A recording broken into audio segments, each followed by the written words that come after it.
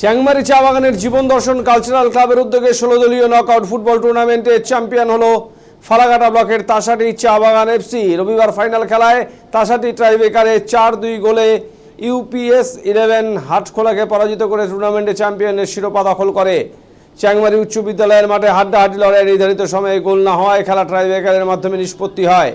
এদিনের ফাইনাল খেলায় সেরা খেলোয়াড় ও টুর্নামেন্টের সেরা গোলরক্ষকের পুরস্কার পায় তাসাটি এফসির গোলরক্ষক আসমান আলী।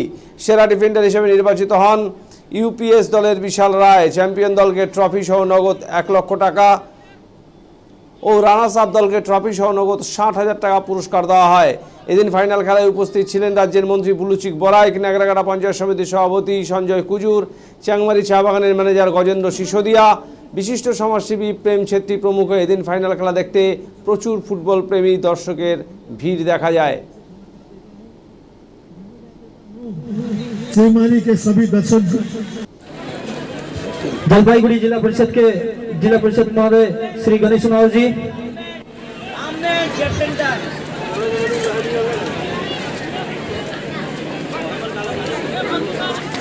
वहां से मिस्टर डे, हमारे थापा सर जी फैक्ट्री मैनेजर,